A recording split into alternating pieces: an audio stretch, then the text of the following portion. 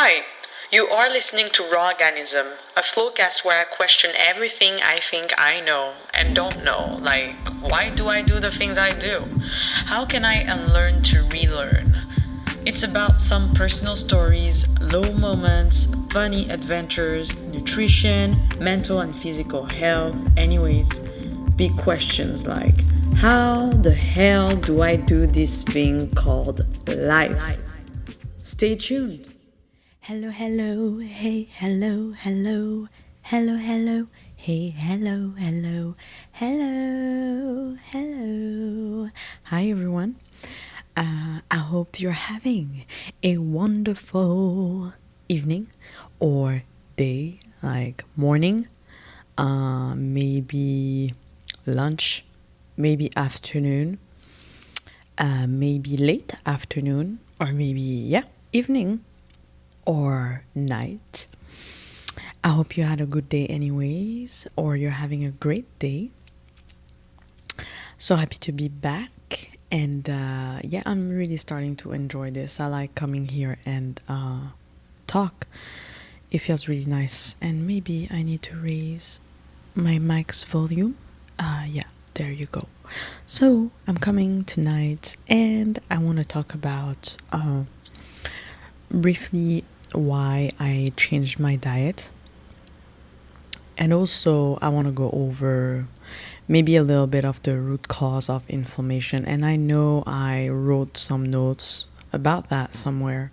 So I'm going to put it up. And I wrote those notes kind of for me to reread. So I'll just kind of reread it here and see what the hell I put on them. On there because I can't remember. Like I have to reread everything. So but anyways, I hope you're having a great, amazing day, whatever time of the day it is, an amazing time. I had, it's the beginning of the week now, and I'm having a great week. So by the time you're listening to this, whenever you catch this on, you might not, maybe you won't listen from the first few episodes, who knows, you'll catch on later. But if you do, right now, the first, second, and these episodes are recorded in December, and I mentioned that I was gonna do a 3-month kind of like detox cleanse starting the 1st of January. And so I'll probably publish these episodes like 2 a week, and then so that mid-month we're more like a week away from each episode. Like I posted and it was like the week prior, my experience, whatever, just so I can kind of track down everything I experienced during that 3-month cleanse. And next episode, my partner Ash is going to join me, and we'll talk about like our juicing experience. And I think after that she'll stick with me, just because we're really good at like we have a lot of conversations. Like we really have a lot of conversations, so I really want her to be around, and I think it'll be fun. And then we'll get all the peoples and have fun. What did I think about? I don't know why I had that random thought today of the movie A Thin Line Between Love and Hate. Has anyone ever watched the movie A Thin Line Between Love and Hate with Martin Lawrence? And I keep forgetting the name of that, like that. You know what? Let me a thin line between love and hate. Yes, was obviously Regina King is in there, yeah. But Lynn Whitfield, she's a very good actress. But that movie, I thought about it because I was like, oh, it's so true. Like, because the place I currently work at right now, like, I enjoyed being with my boss. Like, I really loved him, But then I feel like I jumped, like that thin line got crossed. And I don't, it's not that I hate him, but let's be honest, like, you know, no, let's be honest, like, sometimes it's just like you're around a certain type of environment, and it just becomes hard when you realize maybe a person is just too pessimistic, or like has that energy that's like draining almost. And like anywhere else in the beginning, you're super motivated, whatever, whatever. And then after that, when you're in a place where for long enough, like a person or people in general have like a low energy, or like that energy that's draining, or like negative, or are pessimistic, or things like this, it starts to affect you in a way. So yeah, so this is my current situation, but I've noticed outside of work, like I'm very happy and joyous and stable. It's just at work, I'm just there to work, whereas before I was there to like really like enjoying myself, like a good like conversations, whatever. But there comes a time where when you constantly have to like force someone to be positive, or like you just can't give your energy to everyone. And what I've realized with this is just that it doesn't matter, like people, unless you want to help yourself, no one else can help you, right? I can say, oh, do this, do that, and try to be better at this, try to do it this way, maybe I'll help you, try to give advice, whatever. But at the end of the day, you can't be involved, like you can't involve your emotions in it, because you might a lot of time be disappointed, right? It's like that friend who maybe say, oh, I want to go to the gym, I want to start working out, and you're like, oh yeah man, yeah, come join me, and then they never really come. And then this thing that they say becomes just like, yeah, okay, whatever, you know what, come, don't come, I don't care, because at the end of the day, it's not for me, it's for you. So like whatever you decide, it's not my business anymore, and I'm also not going to try to push you and make you come with me. It's kind of like that thing, right? You can't just give your energy like this to everyone. You have to be able to distance yourself from like situations and people, and understand that, hey, no matter how hard you're trying to help a person, unless they want to help themselves, unless they're ready to take the advice, or to try the advice, whatever, then it's not your goal, it's not your job to put them there, because it's a lost cause. Like you can't force someone to do something, and some people sometimes have to reach rock bottom to really just like wanna change, right? So anyway, so I was thinking of the movie because I was singing the song, It's a Thin Line Between Love and Hate. Is it Zapp and Roger who did that? I can't remember, but no. Who is it? I got it. It's oh man, come on, Michelle. Why do you have like blanks like that on like while you're recording? And I love them too. What's the group with the twin brothers and one brother died? And is it H Town? Shit, now I can't remember. H Town or Zapp and Roger? Maybe H Town. I think it's H Town. But anyways, yeah, so let's get into it. Let's get into it. So first and foremost, I wanted to mention a book called Colon Hygiene by John Harvey Kellogg. And that book is very early. It's from 1912, and I really like that book. Like I really like that book. So it's about like facts about it's about like it's concerning the physiology of the colon, and it basically lets you know how it works. So give you practical and like successful methods, to combat like intestinal inactivity and toxemia. So it explains how the colon works, how your intestine works, how you can basically is it in oh, where is I have an extract of the book right now that I'm also going to read. You can basically auto intoxicate yourself, basically. And so it explains how the proper ways to go to the bathroom, why certain positions are not working, what happens during the moment you eat food to the moment you're going to the bathroom, right? Why someone is constipated or chronically constipated, and how from that constipation you basically can self intoxify. Okay, is that right? You can self. Sometimes French is in my head. Anyways, you can make yourself.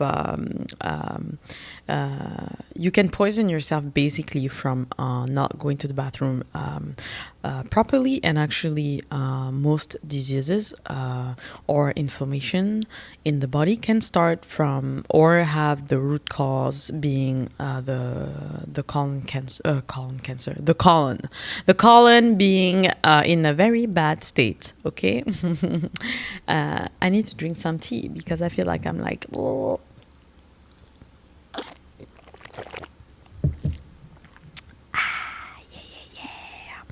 Okay, so let me read this part. So let me like move this. Okay, so let me read this. Okay, Bouchard, an eminent French physician, was first to coin the word auto-intoxication and to point out the various ways in which the disease may be produced by poisons generated in the body. He called special attention to the fact that the intestine, and especially the colon, is a prolific source of poisons. Some of these poisons are excreted by the liver. The bile, as shown by Bouchard, is 6 times as poisonous as the urine, producing poison enough within 10 hours to cause death. The mucous membrane of the intestine has been shown to be a source of poisons, which are separated from the blood by the mucous membrane and thrown into the cavity of the intestine to be removed from the body. Still, another source of intestinal poisons is the putrefaction of the portion of the protein of the food which fails to undergo proper absorption. Yes, adjacent to the glands also undergo the bile, mucus, and other secretions of the intestine and the adjacent glands also undergo putrefaction when conditions are favorable. Okay, so basically, whenever you kind of like, it's like when you eat meat, right? The reason why, when you eat anything, but especially certain products, right? If you take a piece of meat and you just like, maybe you cooked it, or you take like a fresh meat and you put it in a jar, or you leave it outside, after a couple hours, it's just like a dead animal, right? After a couple hours, you'll start having like, like worms coming in, like bacteria, like it's very evident that it goes bad, basically. So what they're basically saying in that chapter, or in the book in general, but that chapter specifically, is that basically that same process of the meat going bad or the food going bad is what happens in your body.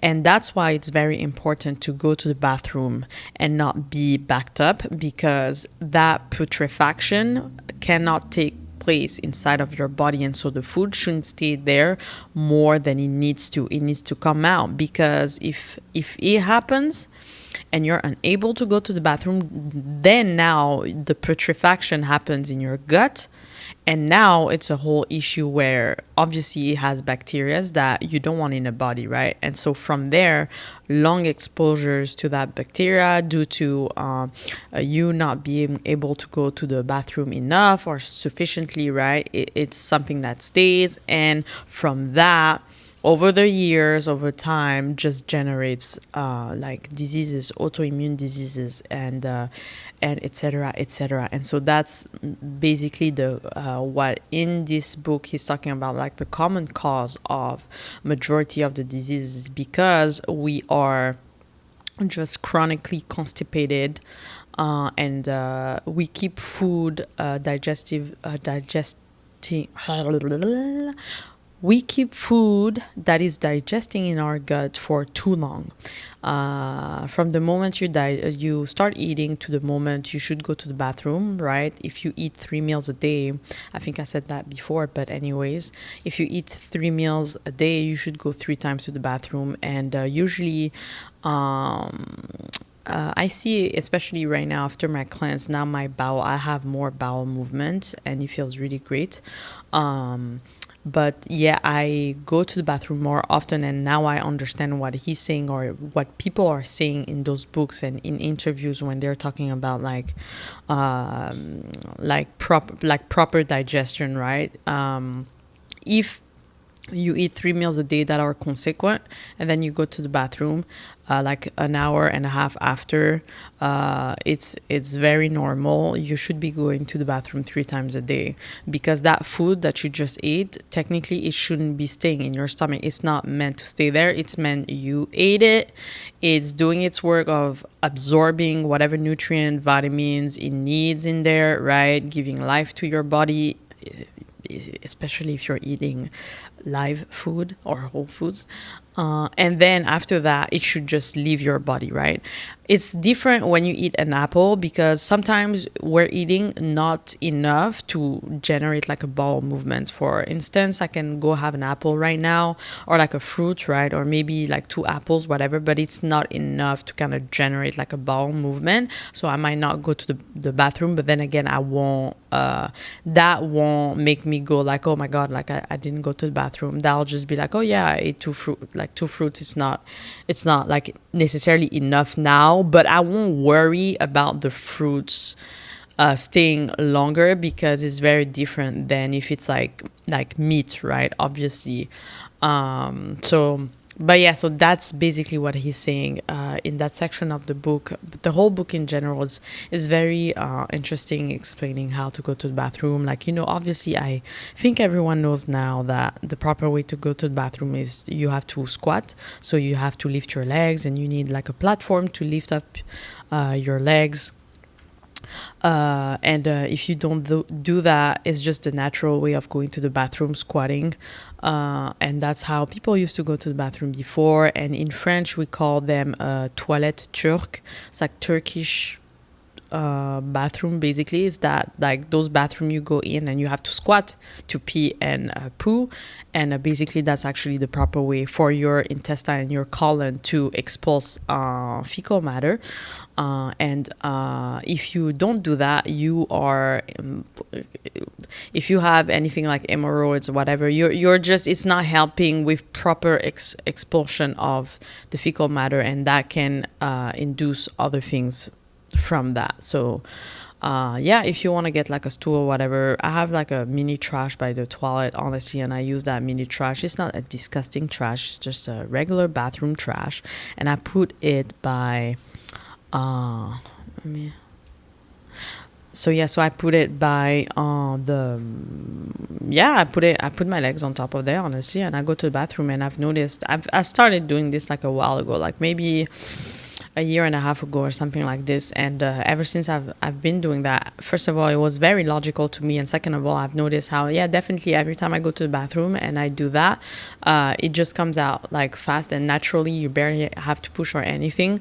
And that's another thing, you shouldn't have to push, right? And I finally understand now, after reading that book and all the things, that why like the different textures, and why it's important to know, and what it tells you about your body, and your hydration as well. Because I realized, oh my God, the reason why some people they go to the bathroom, and sorry, I'm gonna get very explicit, but it comes out, it's hard, and it comes out as if it's like little rocks separated, like ploop ploop ploop ploop, and it's like hard. And when you look at it, it actually has like the shape of the colon, because it stayed in there so long that it starts getting hard, and it starts getting the shape of the colon, and that's actually not what you want. And usually usually when it's like this, it just means there's not enough water in it or hydration in it or in your body, that it just starts to harden, right? And when it comes out, it's painful. And that's why when people say, oh, like if you're backed up, if you have a hard time going to the bathroom, you're also probably not drinking enough. It's food is another thing. Obviously there are foods you eat that makes you like constipated, right?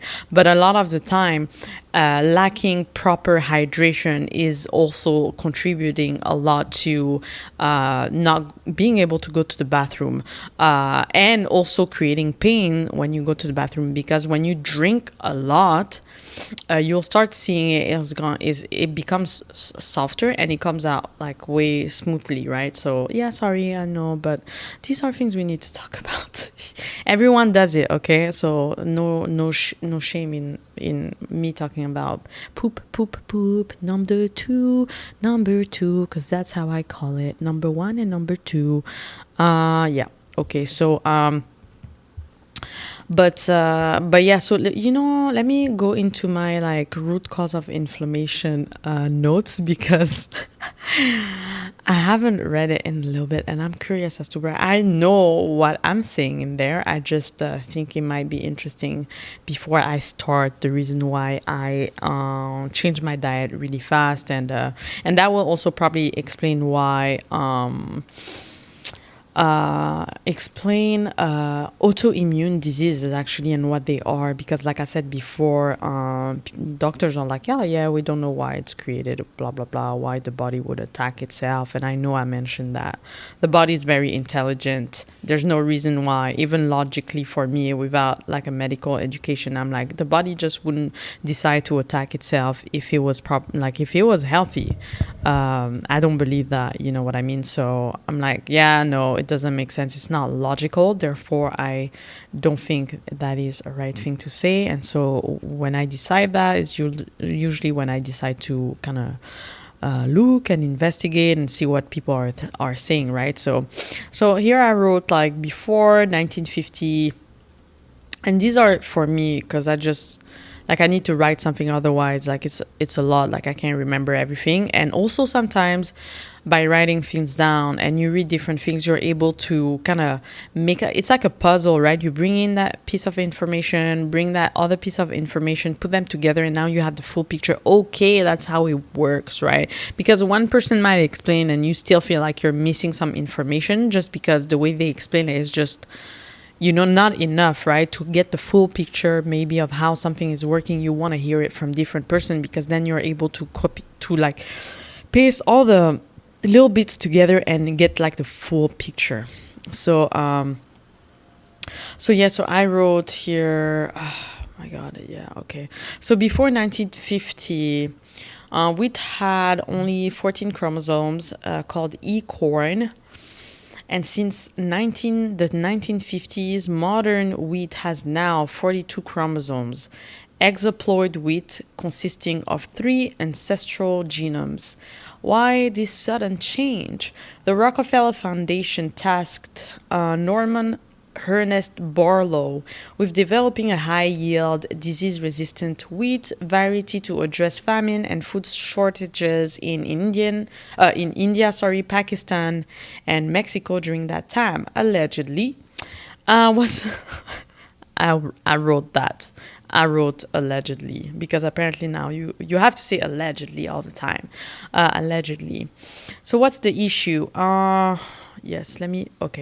What's the issue? When two types of wheat are crossed, the resulting baby wheat inherits 95% of its parents' genomes, with the 5 remaining percent being random and uncontrollable. This process led to mutations in the gluten molecule of modern wheat compared to the older varieties. And then I wrote, what happens with modern gluten and how does it impact me? Modern gluten can cause your intestinal walls to become permeable at inappropriate times. And here's how. We all have a protein called zonulin that yeah, okay, so a protein called zonulin that regulates the oh my god, like I want to say it in French and like I struggle to say it in English. That regulates the permeability of our digestive tract walls. During inflammation, such as in your stomach, zonulin activates to open the digestive tract walls, allowing white blood cells to pass through and address the infection or inflammation, a normal response.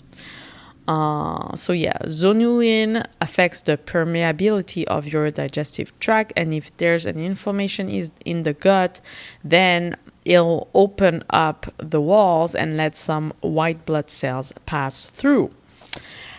And however, when you consume modern gluten, gliadin, a toxic component of gluten, stimulates zonulin, which incorrectly signals to your body that there is an inflammation in the gut, even when there isn't. Zonulin activates unnecessarily, opening the walls while digestion is still underway, and for the whole time, gluten is present. Consequently, food molecules can pass from the gut into the bloodstream. Since these molecules are not usually seen by the immune system, as they should remain in the gut, it begins to attack them, leading to autoimmune reactions. These can result in allergies, skin issues like acne and eczema, joint pain, thyroid problems, and more. Essentially, the immune system starts an inflammatory response for no reason, causing your blood to become dirty, quote unquote, and circulating throughout your whole body. Probably why eating gluten once in a while is better than every day. Everything in moderation. I prefer cornmeal muffins. It is gluten-free, no wheat, but it's not. Cornmeal is actually not that great either because it's still corn, and corn is actually, that's another subject. But basically, everything I wrote is essentially saying that if you have an if your gut are inflamed, you have the walls that are supposed to separate the bloodstream from the gut, yeah, are going to open up to let white blood cells come from the bloodstream into the gut, and that obviously at that moment when the walls open, some matter, some things that are digesting can enter the bloodstream. And that's when, over time, over long exposure, it becomes a problem. And that's what you can actually call a leaky gut, is because you maybe have consumed products that over time just keep kind of like those walls slightly open. You can think about it as like, interlacing your fingers together very tight. And that's how it's supposed to be in your gut, because your gut and whatever it is digesting is never meeting the blood. And so when those white blood cells, if you have an inflammation, want to pass through that wall, so your fingers slightly open, and so now you have like a situation where the white blood cells can come in, but then also the matter that you're digesting can also go in the bloodstream, and that's not something that's ever supposed to meet.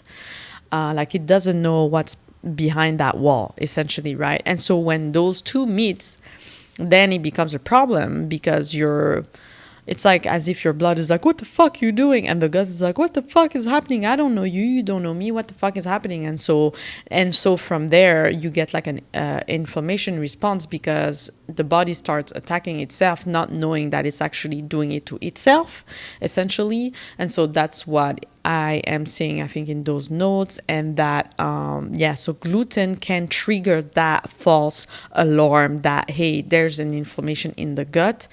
So those walls would open up for no reason, because there's technically no real inflammation. And then unfortunately, in the beginning, there is no inflammation, but over long time exposure of like gluten and other things, right, as your walls slightly gets opened up and stay open, because now you have a leaky gut, then that becomes a problem, because then there's actually truly an inflammation. Now, this is all allegedly, I'm not a doctor, but this is basically what doctors are saying, and this is basically what in general can also cause you to lack nutrient and vitamins and all those stuff you need, like iron, for example, because then you're getting the pills maybe, or you're eating a lot of like food that contain iron, and unfortunately you're still feeling tired. It might be because you're not digesting the food well, or that you have a leaky gut, so you're not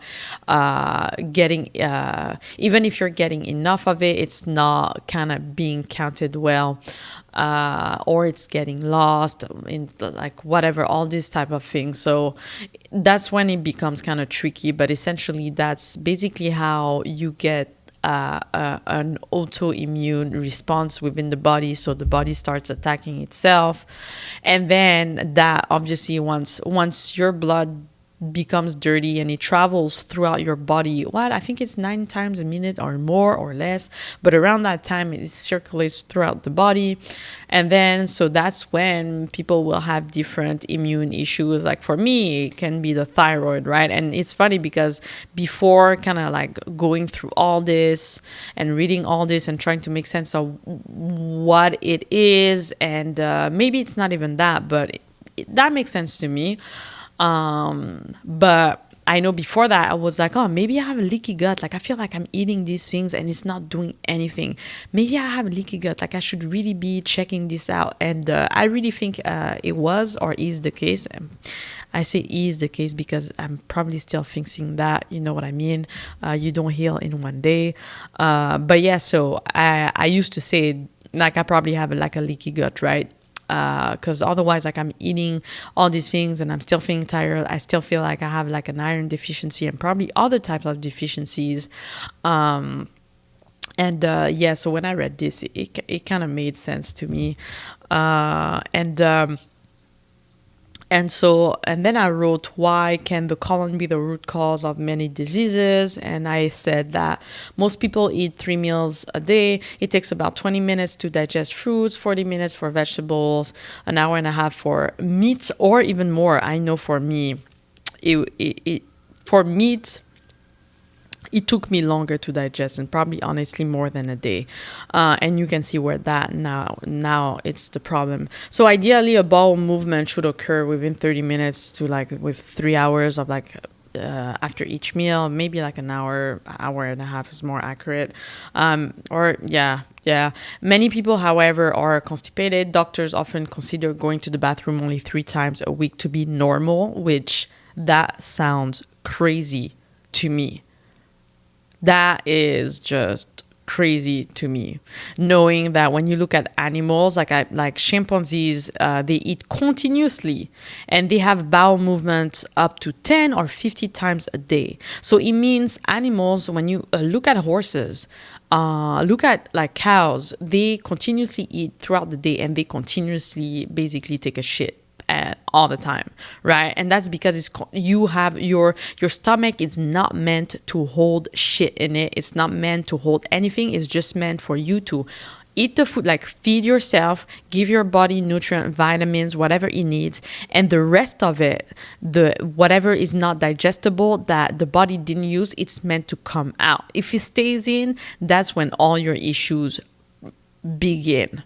And a lot of doctors are especially holistic doctors who healed themselves and healed a lot of different patients after them, they're saying, yes, it's the fact that the body is not meant to hold waste matter, and 90% of probably a lot of diseases could be avoided if only the colon was moving properly, like an animal would. Like you eat, you digest, you go to the bathroom. You eat, you digest, you go to the bathroom. You eat, you digest, you go to the bathroom. That's just how it should be. You know, the fact that going 3 times a week is considered to be normal, still that is problematic. Because yeah, obviously, the longer it stays in your gut, the worse it becomes, right? It starts to putrefy, and it's basically similar to yeah how food spoils when it's left under the sun. So imagine that in your body, right? So no shit. After that, I'm gonna go have a fart or go to the bathroom, and it's gonna stink. Your body's not supposed to stink. It's just because the smell you're smelling is the smell of your gut, and if you smell any type of smell that is this bad and it's almost killing you and it's almost killing your partner, then this should be a strong sign that your gut needs to be cleaned up, and you should clean it up. Clean it up by eating more vegetables at that point. Cleaning up by drinking herbs that make you go to the bathroom just so that you get it moving. And the beautiful thing is, the more you drink those herbs that make you go to the bathroom,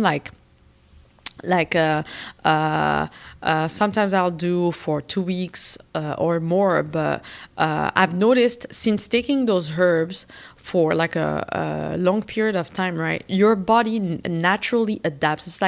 It's basically it needs some type of help, and then you're helping it with the herbs, but you don't want to depend on the herbs. But the beautiful thing that happens is that you're going to start seeing you take those herbs maybe 3 times a day, and you start going to the bathroom 3 times a day, and then you're like, okay, and then you take the same amount, right, 3 times a day, but then you start going 4 times or 5 times a day, and you're like, okay, no, I need to reduce the tea. It's working very well, okay, and let my body do the rest. So you're decreasing. Now you go to 2 cups a day of that tea, and then your body, okay, now only goes 3 times to the bathroom, and then it starts maybe going 4 times, and you're like, okay, no, now it's time to take only 1 tea per day, and then your body starts going after every meal, and then you let go of the tea, you don't need to drink it anymore, and now your body is fully going to the bathroom alone. So I think everyone should be utilizing herbs, definitely, and to help them go to the bathroom, because honestly, if you can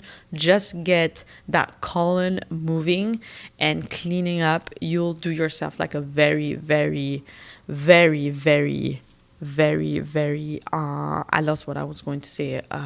You'll do yourself a favor, basically, is what I'm saying.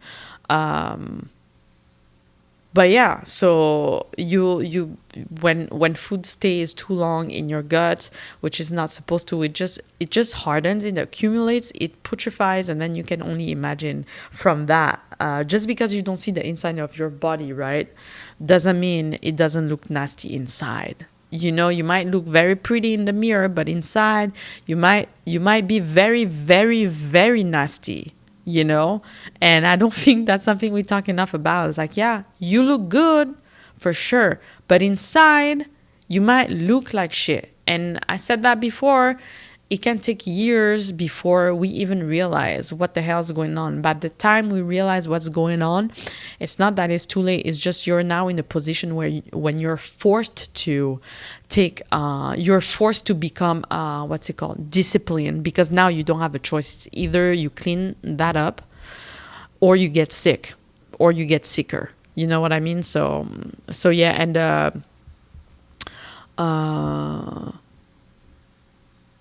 and that's also actually, that can be the cause of eczema, etc. And knowing my skin, because I had eczema for a while, and now I no longer have to use my balm, because I stopped every product as I started juicing.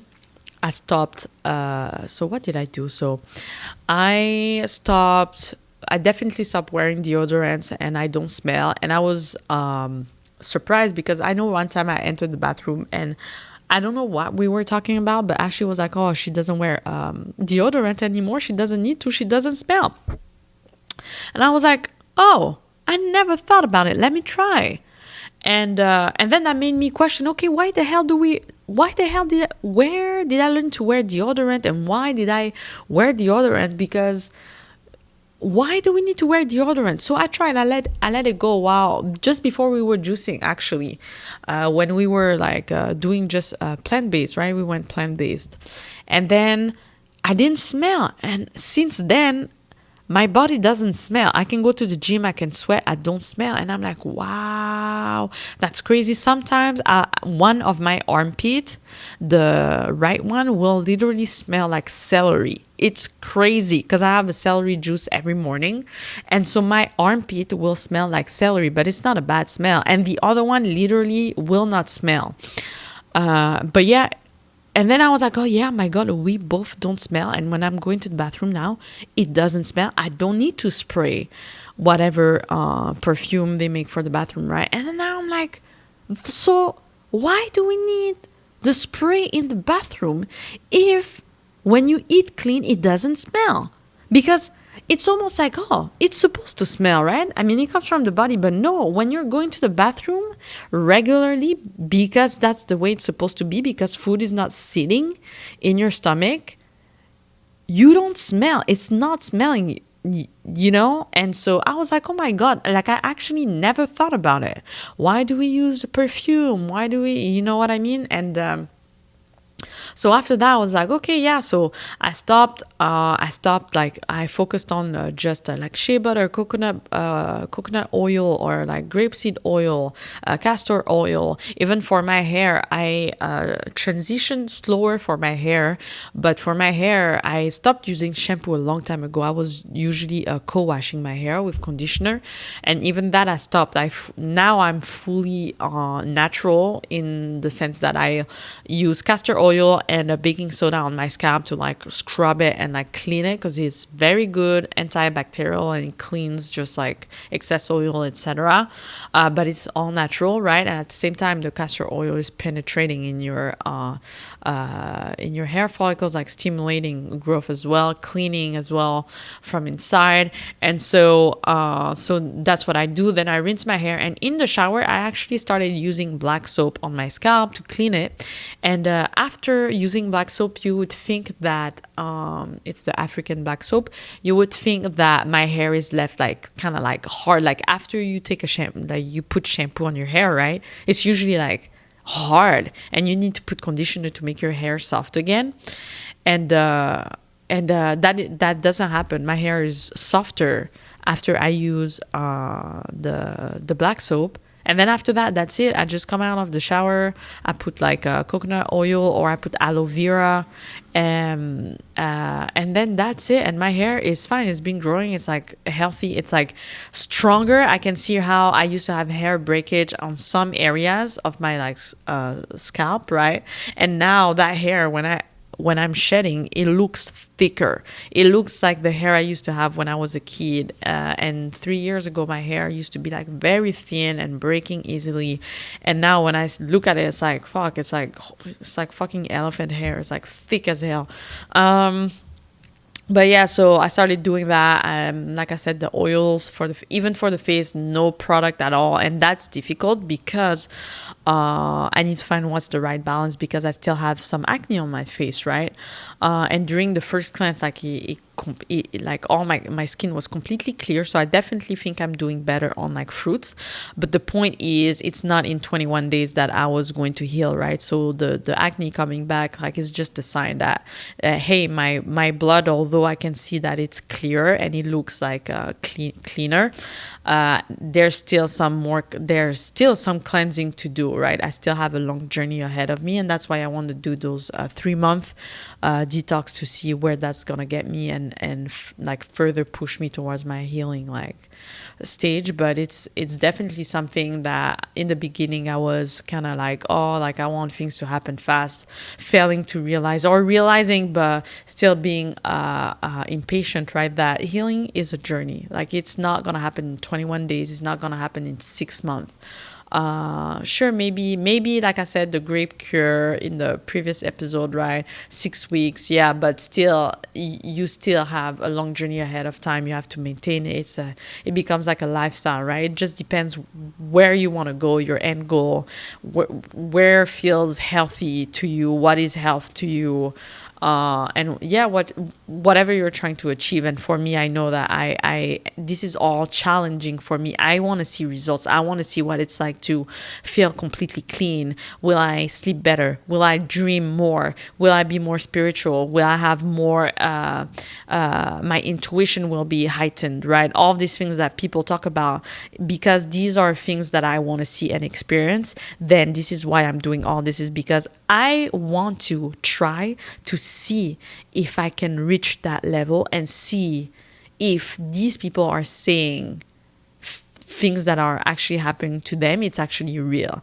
That's why I'm doing it, for healing myself, obviously, but because I'm also curious about these other aspects, because I'm spiritual. I want to feel what it's like to have more senses like this, my sixth sense being more developed, right? That's why I'm doing this. And so for me, this is like a game, right? I want to be healthy and I want that extra stuff. I want to see what it's like. And this month is obviously December, as I mentioned before. And I can tell you now, it's obviously a little more festive. So I've been a little more flexible this past 2-3 weeks, or 3 weeks more so.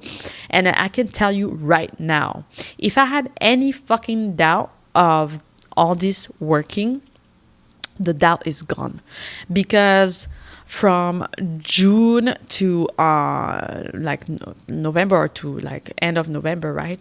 No problem whatsoever. I feel what it's like to be lighter. I feel what it's like not to have like weird smells, right? I feel what it's like just to eat and go to the bathroom and just feel so light, have no pain, no soreness, no headaches, no uncomfortable feeling in the stomach, having energy, like having a great mood, to the past 3 weeks being a little more flexible, having things that are a little more flowery, even though it's vegan, but still more flowers. Sometimes we had like three instances where it was like an evening to friends, right? And so you are a little more flexible, especially when there's not a lot of choice. So I'll eat, because I'm not like, I used to eat all of this. I'm not gonna be picky. I used to eat all of this. Is not because I'm mostly plant-based that I'm not gonna eat certain things, right? But then again, that's why I do not even like saying that I'm plant-based, because I don't like putting myself in a box or a label, because then that means, oh, you said you're plant-based, then why are you flexible? People love to do that shit. I hate it. So I'm plant-based with a 10% being flexible when I'm alone, when I'm doing my stuff. When I go to friends, I guess I can be more flexible than that. But the whole point is that where the major difference is with the diet that I have right now, is that I just made whole foods my main focus, and the rest is an addition.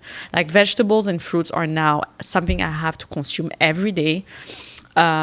It's my main point of focus, and the rest, the beans, the nuts, it's like an addition. I want to have a little bit of nuts every day. I want to have a bean here and there during the week. I want to have a grain here and there during the week, and even that, we don't actually have a lot of it, right? I want to have like the squash, the what's it called, the starchy things, like here and there, you know what I mean?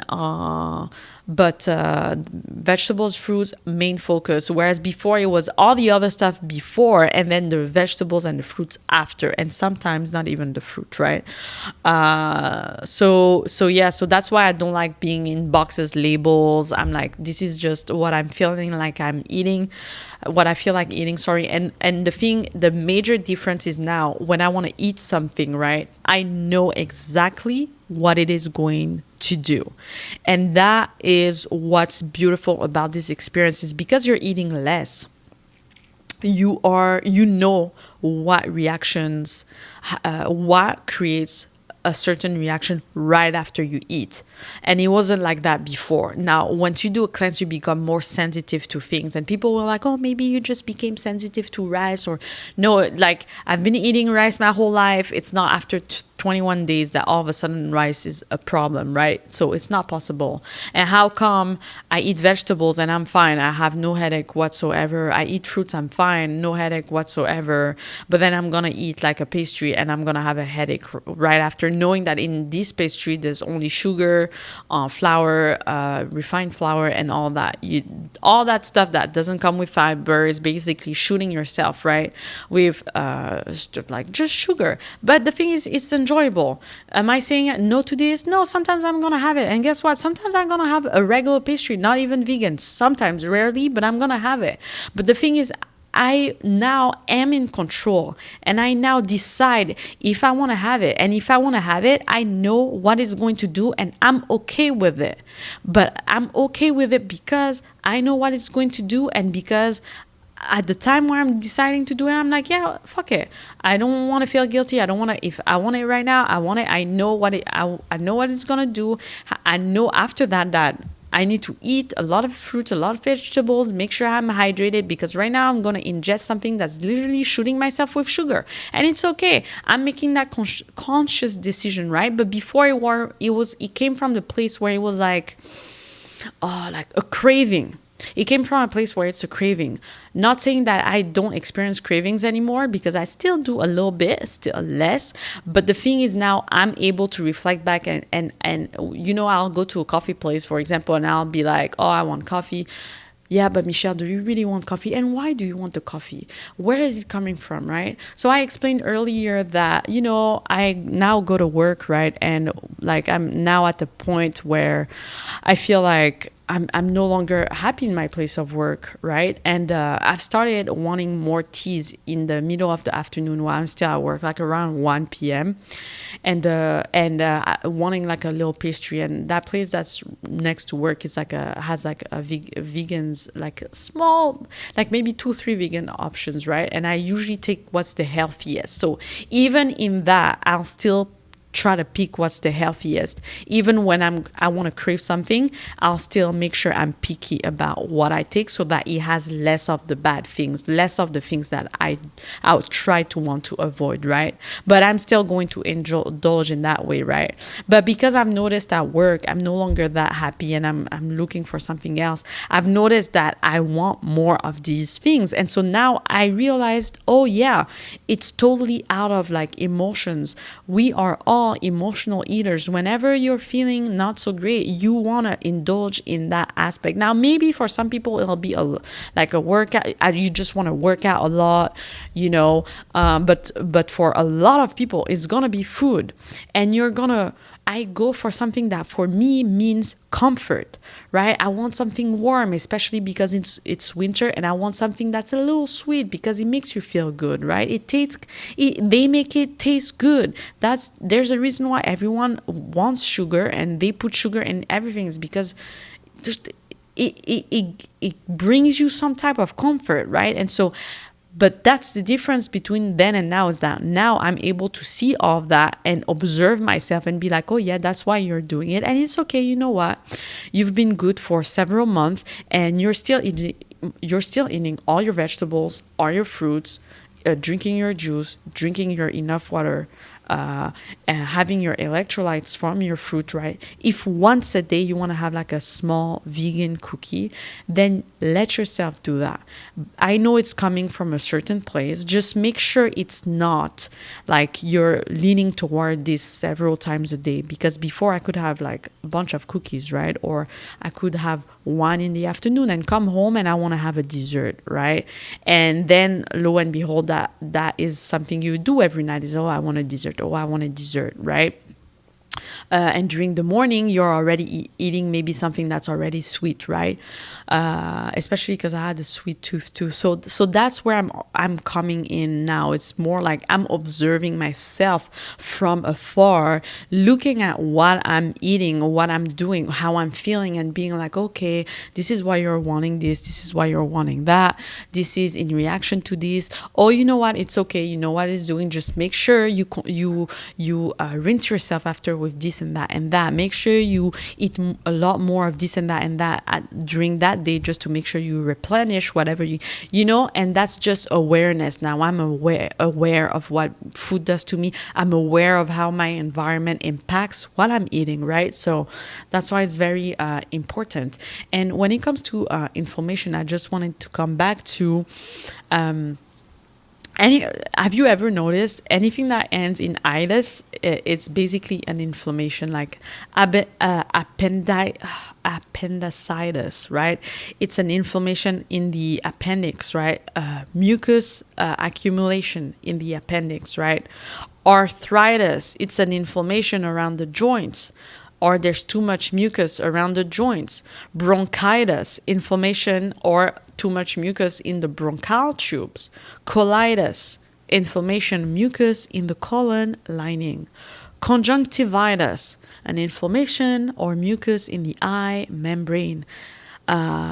There's also gastritis, inflammation, mucus in the stomach lining, right? Hepatitis, inflammation or too much mucus in the liver.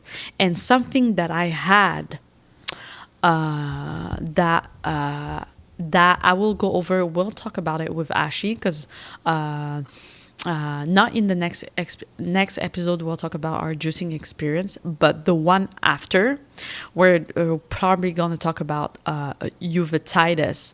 So and why I had uveitis 10 years ago or like 11 years ago, because it actually is the start of my whole journey of getting slowly to the point where that's where I believe hypothyroidism was starting to show. It began somewhere like a couple of months or just after an event that led me to then have the uveitis. So it's a rare inflammation of the eye, and the doctors could not find the cause, right? They did 11 blood work, and all they could find was that I was anemic, and they didn't think to ask me. They didn't think to maybe check the thyroid to see if the thyroid had something going on.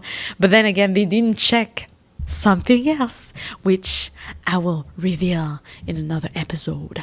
But yes, so basically, an autoimmune disease is basically the body attacking itself, and your job is to figure out why is your body attacking itself, against what, because all those I listed, right? Appendicitis, arthritis, bronchitis, colitis, conjunctivitis, all these itis, hepatitis, uveitis, whatever.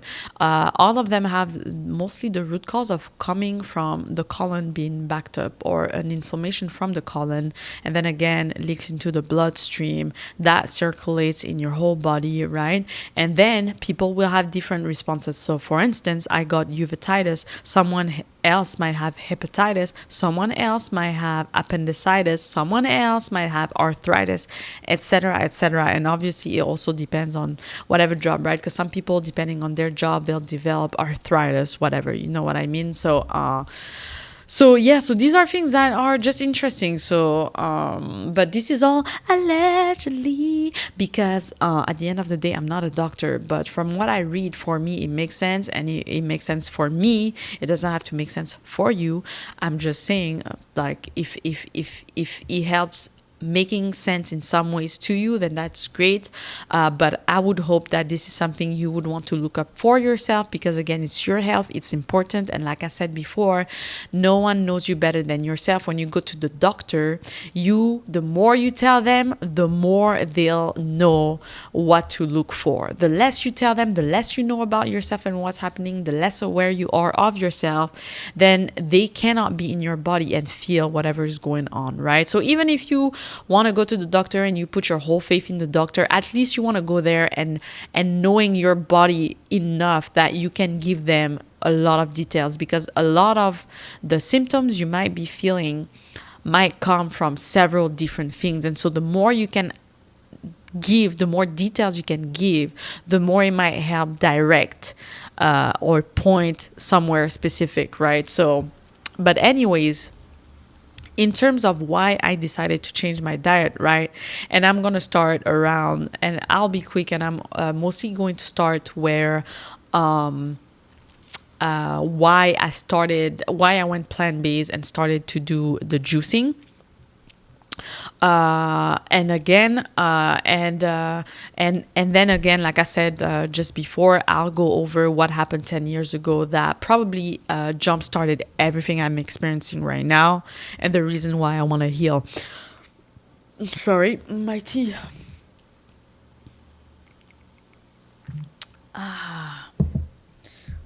I got some message. Okay, there you go. So here's why I decided to go plant-based, okay? The beginning of the year, like January, February, March, and even actually, let's say, because we're in 2024, end of 2023 already, a little bit like November, December, but very faint. So I would stick to the earlier this year, like January 2024, right? Slowly over time, I started. So it started with, on top of like dealing with hypothyroidism, obviously, but something I was starting to feel whenever I was sitting in the car driving somewhere, for some reason, the way you're sitting in the car driving, I was feeling like a sort of like an enlargement, or like not an enlargement, but something like a ball right under my rib carrot, my right rib carrot, my right rib. Why? Why do I want to say cabbage? Guys, I think that's what my brain wanted to see. Wait.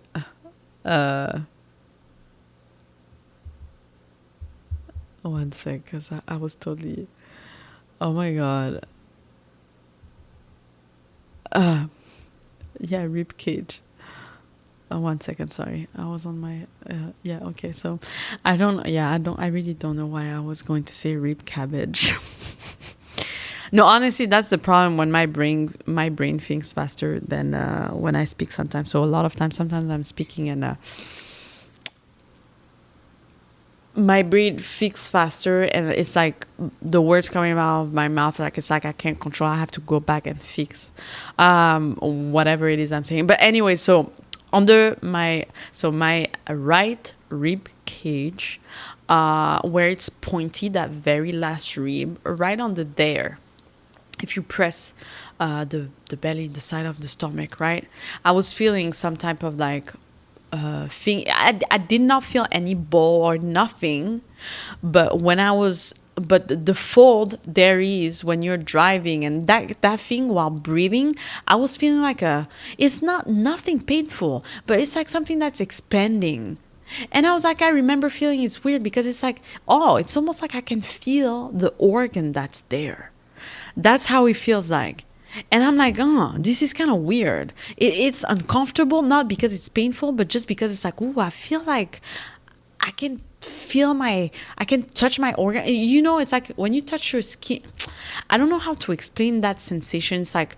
It's like as if there was no barrier between the skin and the organ. And it's like as if you could touch the organ. And the sensation of touching an organ is not something you ever feel, right? But that feeling where, ooh, I feel almost what the thing that's there feels like, and it feels so uncomfortable, especially because the other side, when I touch my belly, I don't feel anything. I'm massaging myself right now. I don't feel anything, right? But the other side, when I was sitting in the car and I was breathing, it's like I'm touching the organ itself, and it feels like a weird sensation that I never felt before, right? So I was like, And then slowly I started thinking, what the hell is this? Like, am I getting sick? Like, what the hell is this? And that's why in the previous episode I said I felt like I was going to get sick, is because there's the ambulance. It's because I never felt something like this, and let that pass. Yeah, okay. I never felt something like this, and I was like, why would I feel something like this? What's happening in my body? And see, this is what I'm talking about when I say be aware, have a sense of awareness and developing, just like being present in your body. Is why do I feel this thing I never felt before? Where the hell is it coming from? What does it mean? Do I need to change something? Because at that time also, I'm not gonna lie, my farts were not that great. Okay, let's just be honest. Okay, and I was like, at that point I was like, this is also not normal. My stomach shouldn't be like this. It's not normal. I feel like my stomach is probably dirty, right? And keep in mind, in that moment I'm like, but I eat clean.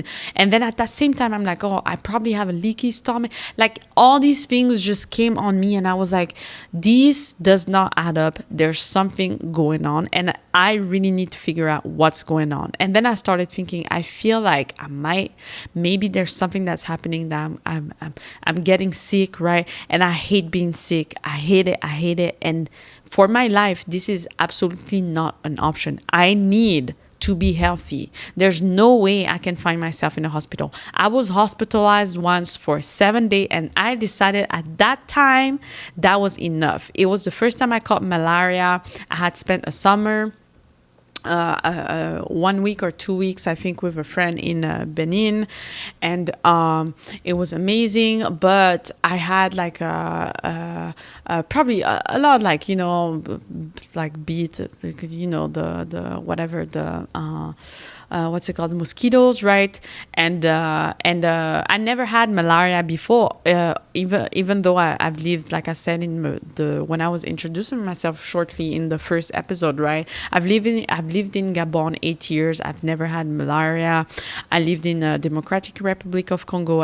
I never had malaria at the time, and then so after that, I went to spend that summer in Benin, right, for a couple of days, and I was fine. I went back to Togo, the country right next to it, and then shortly after we went to France, and then I started feeling sick, and that was maybe 3 weeks after that exposure in Benin, right? And I started having like fevers, like mad fevers, and it was like 31 degrees outside. The doctor was like, oh, she probably just has like a fever. He didn't think to ask if we had traveled. My dad didn't mention it because he didn't think it was nothing, right, at the time, at least. And so I was taking medication 4 hours after I was again shaking badly. And at that moment, I remember I went to my mom's after being with my dad. And the next day she was like, we need to bring you to the doctor because this is not normal. And the doctor said, did you travel anywhere tropical? And I was like, yeah, girl, I did. She was like, no, we need to hospitalize you right now. You might have you might have malaria. And the way they deal with malaria in Europe is very different because, in Africa, it's something that just happens a lot, right? I remember after that, when we moved to Togo to actually live there now, I had malaria a couple of times after that first time, right? And you just go every morning 5 hours to get like an IV with the medication. You go home, you sleep it off, and then after 3, 4, 5 days, you're fine, right? Whereas in Europe, I don't remember them having that medication or that IV, and I was very weak. I lost a couple of pounds during those 7 days of being hospitalized. I literally came out, I looked like a fucking zombie. And you know what's funny? At that time, I did not want any of the food from the hospital. I was craving peaches, and I was asking my mom to bring me peaches. And so for 7 days, most of the thing I ate, was peaches. It was juicy. It was sweet because of the fructose. It was keeping me hydrated. And I had no idea, right? But this is something my body craved. And I lost a lot of weight. I came out like literally I had to make like a emergency passport, like a rush passport. That's like a passport that only lasts a year, because it was actually my passport, French passport was expired. And so we had to take the photos after that. I looked like a fucking skeleton, like the bags under my eyes in 1 week. I had fat on me, right? I was a teenager. I had like some fat on me. After that time at the hospital, I lost so much weight. From that point on, the weight that I have today is the same, basically. I lost a little more, and then since that time, the same weight I have today is the weight I've been at since that time. It's crazy. But yeah, so I hate hospitals. So for me, getting sick is absolutely not an option. It's absolutely not an option. I need health. Health is in my life. I am healthy all the time. I am healthy all the time. I am healthy all the time. I am healthy. There's no other options. You understand? The way I felt in that hospital, just as soon as I stepped into that bed, 10 minutes after, my whole body was itchy. I was red and I had little pimples everywhere. And the covers, their blankets were just, when it's washed so many times, it's just hard on your skin. Yeah, no way. Like, I felt like I was just, the place is so depressing. I was just walking around, just feeling depressed. I was begging them to let me leave after like 5 days, and by the 6th day I was supposed to go out, and they came, oh, we can't let you out because your white blood cells are too low. And I was just like crying, because I was like, I don't want to be here. It's just sadistic. I hate it. It's boring. There's nothing. Like, I came out, and for 1 week, I swear to God, I had nightmares. My nights were long. I was waking up every hour, imagining like the nurses coming into the bedroom to check on me. The first night I was in the hospital, I was actually in the trauma room, where every fucking 10 minutes, like the beep sound is loud, and like monitoring my heart, whatever. No, seriously. It was horrible, and my mom obviously was scared. I never saw her cry, but I know her partner at the time said to me, yeah, she was like, your mom was not having it. She was not like, well, you know what I mean? Which I totally understand. Like, so I wouldn't want to be in the hospital with my daughter, like being in trauma rooms or whatever, you know what I mean? Because you never know. So this is the reason why I hate hospital, and this is the reason why probably I hate being sick. So this is all for me to, I want to go on and have 40, 50 years of being completely comfortable in my body, no signs of sickness. And if there is anything, I know what to do. You know what I mean? So the fact that I felt that thing under my like rib, I was about to say rib cabbage again, rib cage, was an issue. And in my family, my dad's side, my great grandfather died at 104. My grandma is still alive, and she's 96, 97, something like this. Her husband, my dad's father, died in 2019, and he was like 91 or 92, right? And so on my dad's side, everyone lives like long. And on my mom's side, I can't really tell, because her dad is still alive. They don't really talk like that, to be honest. And her mom passed away, unfortunately. My grandma, the healer, right? She passed away in 2008 and from a stroke. I think after that, my mom became more cautious about the way she ate, and my mom was never into food like that. Like, she was eating so little, and after that, she had an incident where she fainted. She went to the hospital, and she realized, I need to eat better, and be careful also about what I eat. My mom always been eating like vegetables, like healthy. My mom is very healthy, but at that time she was just eating like not enough, right? Like very little. And I think it was not enough because sometimes she was experiencing some stresses, you know what I mean? And so, like, if you're stressed and on top of that you're not eating, like it's you're just putting your body in a type of stress that is not good for it, right? There's good stress for the body and not good stress for the body, right? And you want to avoid that, and I think that's what happened at that point. And so she started eating better, and yeah. So anyway, so I started feeling like maybe I'm gonna get sick, maybe I'm supposed to get sick, what is going on? And I remember that thought being present, right? And I was like, this is not possible.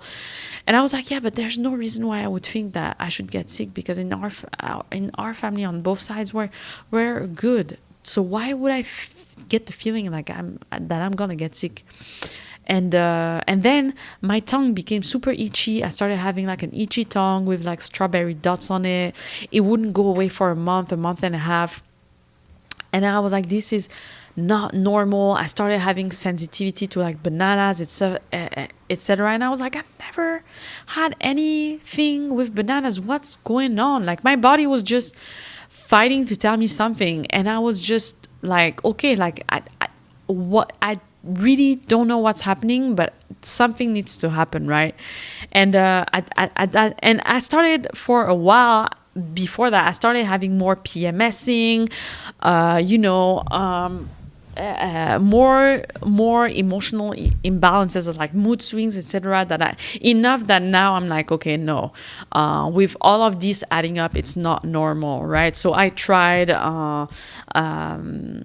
I tried like eating more hot food, eating more warm food, and it didn't really change anything until I watched a documentary called What the Health, What the Health, in on Netflix. And it's that guy who's talking about who's investigating health and basically veganism and the like farmers and what's inside the meat, and the medication that goes towards like all the poultry, the cows, etc. that we eat, right? And investigating like Cancer Foundation and Diabetes Foundation and what type of diet they recommend, and realizing that the diet they recommend is basically still what everyone eats today. They just tell you to eat less of certain things, right? And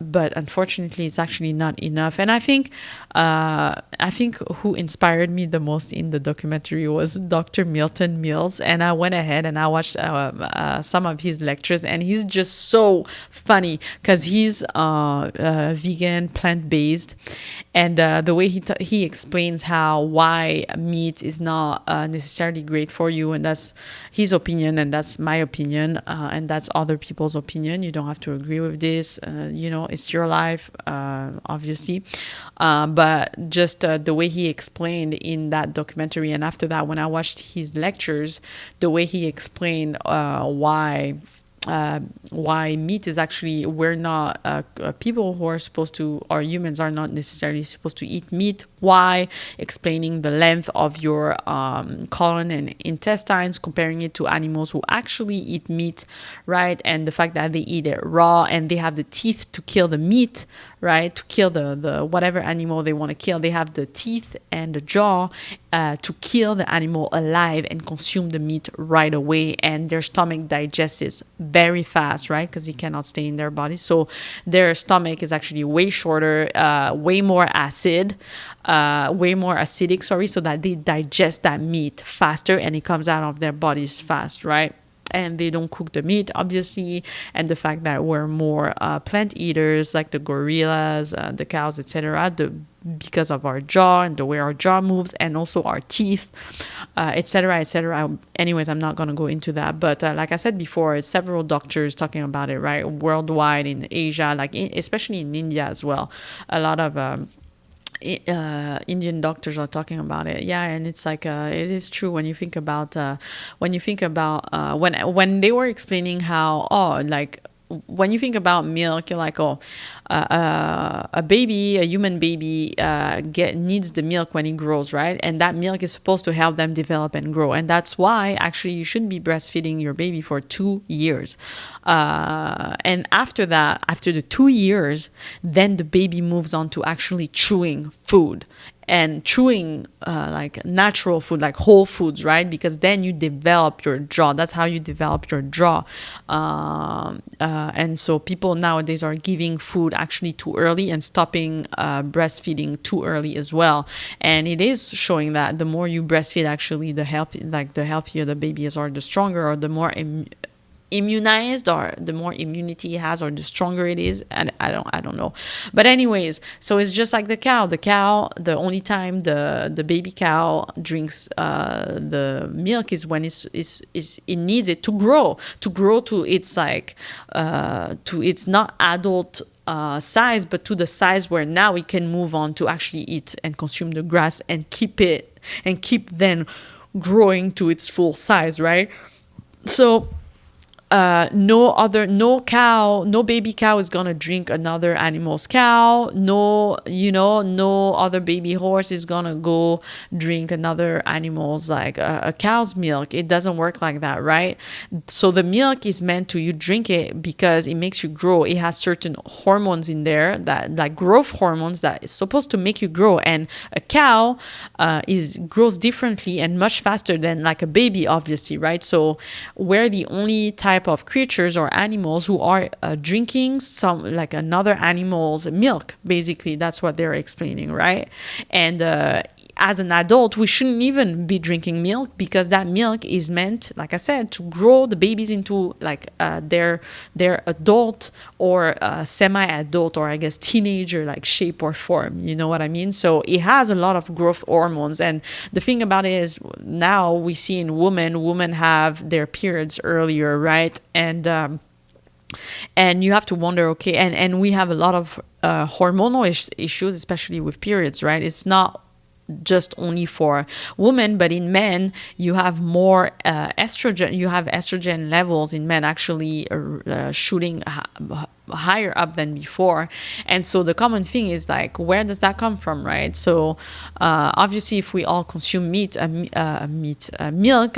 that's supposed to make like a cow grow, like a baby cow grow to an adult cow, then obviously there's something going on. Won't those hormones or growth hormones affect us, especially because it's not milk that is meant for us, is meant for the baby cow. And we know that like the baby cow, and you take a baby next to it, just the rate of the growth is just completely different, right? In a couple of weeks, like the cow is already huge, and a baby in a couple of weeks is just stays almost the same. It grows, but it stays the same. And so what does that mean? Like, should we actually be consuming it or not? So put it in that way, I was like, oh, that's a good point. And yeah, for me, it's enough to make it to make actual sense.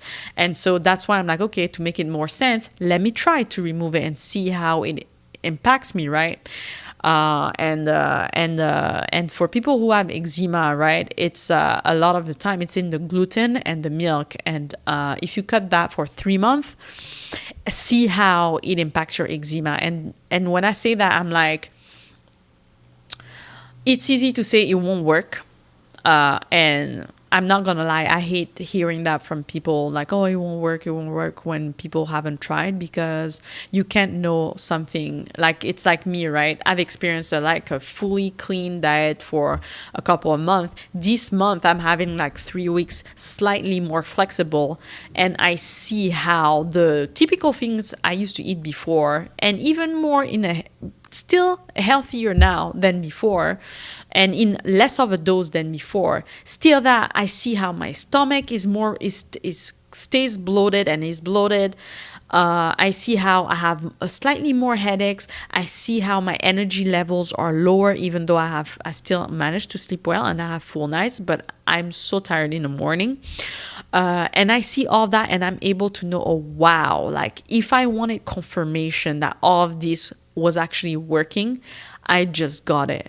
Because I bet you when I go back to doing my cleanse, all of this will go away, right? And I know that because I've actually experienced it. I experienced what it's like to have, like, to clean up from inside and see what it brings to me, and to make it, to confirm that it actually worked. Now when I step back and I try to revert and test the waters, now I see, and no, it's not to go back to that diet, because absolutely not, right?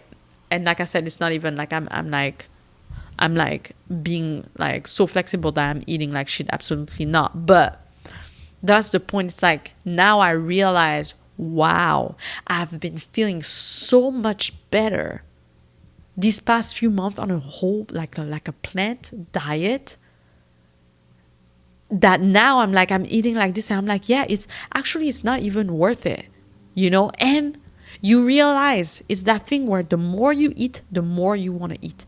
The less you eat, the less you want to eat, and the less hungry you feel, and your body actually needs less, because you can eat like one or two things a day, as long as these two things are nutritious. If you don't feel hungry, you shouldn't eat. Your body will naturally tell you, oh, I'm craving pomegranate today. I'm craving a melon today. I'm craving a mango. I'm craving an avocado. I'm craving some kale salad.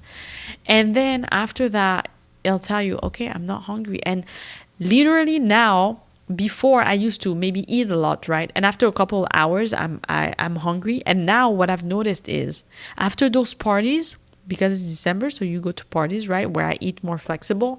After those parties for 24 hours, I'm not hungry. I don't want to eat. I have no hunger whatsoever. And now I'm able to see, yeah, it's because I'm still full from all of it. Whereas before, I was full from all of it, but for some reason, I was still hungry, right? And the feeling of hunger, we also mistake it from the feeling of like thirst, right? So I was probably thirsty, but I mixed it up for being hungry before. So anyways, that's basically why I changed my diet, is that all these symptoms I was feeling was like absolutely not normal to me. And because I'm aware of my body, I was like, these are things I don't want to just be like, oh, maybe I'll see if it passes. Because if it doesn't pass and it gets worse, I'm fucked. So this is how I just think, is if it passes and there's nothing, well, then that's great. But if it doesn't pass, I will end up fucked up, in a fucked up situation where now you have to, it's like you're on your deathbed, and now all your energy has to go towards being very disciplined. And it's hard because it's like a sudden change, right? Whereas when you take things in your own hands beforehand, and you make sure you take you take precautions, you think about what you eat, you have missteps here and there, or maybe you eat more flexible, right? But as long as you keep it like good, and you're careful, and you cleanse here and there, like you're preventing a lot of stuff from happening. Whereas if you wait and you're like, yeah, I'm aware of all this stuff, but I just want to eat that thing right now, I don't want to cleanse because it'll be too hard, you might find yourself in a position that you'll regret. Because when you wait until that time where you're facing the wall, you're against the wall, you're gonna have to really push hard to make all those changes. And it's hard. Or I don't like to use the term hard, actually, because it's not hard.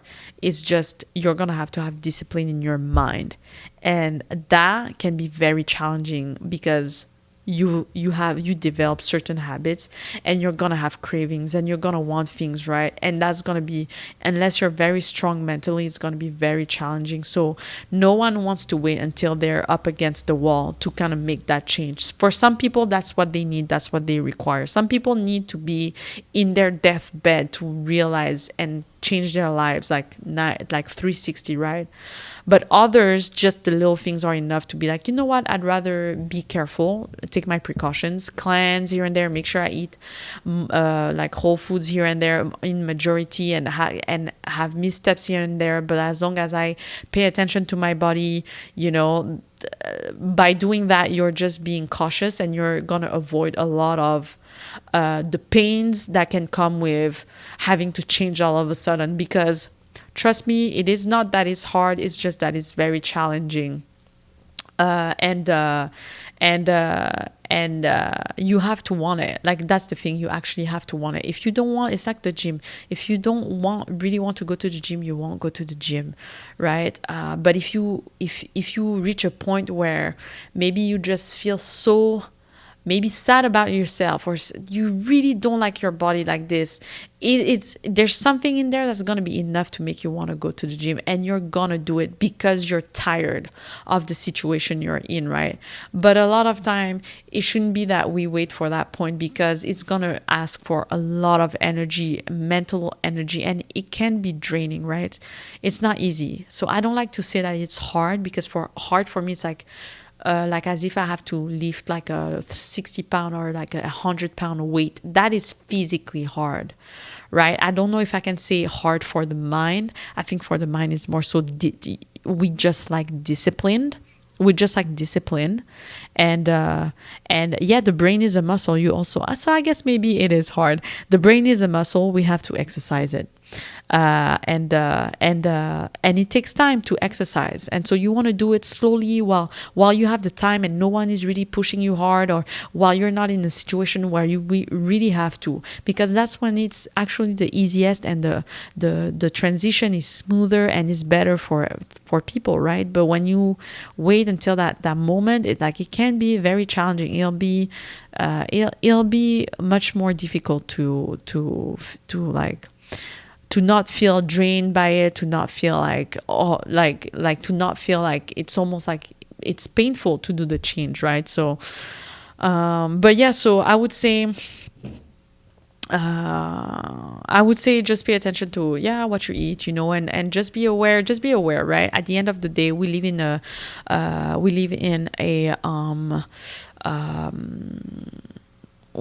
a world where everything is money. Medication is money, right?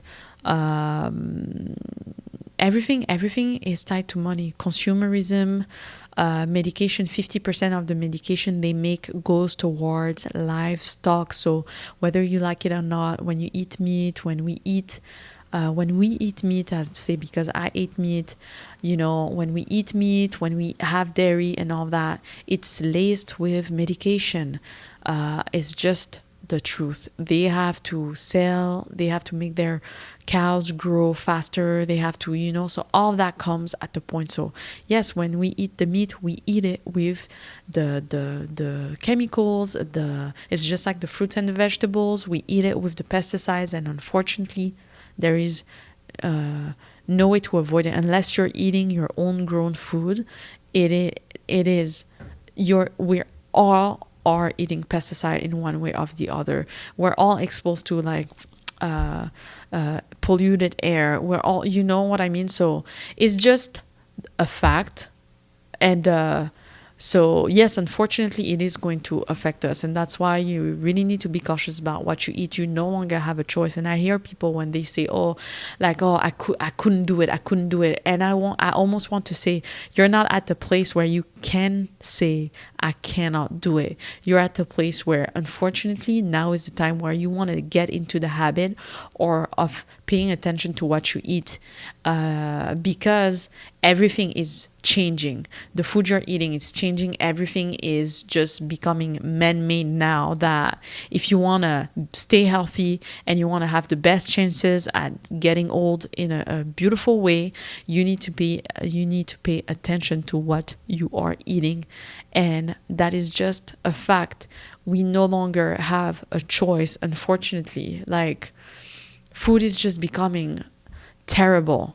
You know what I mean? Food is becoming terrible. Everything is grown in labs, or controlled. Every vegetables and fruits lack vitamins, but it's still better than eating the other ultra processed food. So honestly, if you're right here listening and you're like, I can't do it, you have to start finding a way to do it slowly, so that it becomes easier over time, and you change your habits slowly, or you alternate, you find a way to find a proper balance. But definitely starting with eating a lot more fruits, in the morning, instead of eating something that's sweet or that's heavy, like oats, morning oats, you should always start with a fruit. Trust me, your stomach is going to reward you for it. And if you can start just as simple as intermittent fasting, like, go, like, stop eating at 7, start eating at 11 if you can. Drink a lot of water in the morning, and then start with a fruit, and an hour after the fruit you eat whatever the fuck you want until 7. Then at least that already will be a big difference. You'll see a big difference, right? So yeah, but we'll talk more about it. But anyways, thank you for listening. And the next episode, like I said, Ash will be with me, will be joining me, and we'll talk about this. But yeah, I guess I'll see you soon. And yeah, I'm thankful to be here again. I feel like I want to end the podcast with saying how grateful I am. I'm really enjoying, even at the process of recording is fun because I'm alone, right? I'm talking to, it's like I said in the first episode, I like the aspect of talking to myself out loud. And so whether there's someone here or not, like I just like to have these thoughts coming out of my head because I think about these stuffs, right? And this is a great, it's almost like a journal for me to have all my thoughts out that I can re-listen to. And it becomes more real when you talk about it, or when you write about it. But when it stays in your mind, it's not, it just stays there. So you have to get it out. But anyways, thank you very much. And yeah, I'll see you soon. Bye. Good morning, good day,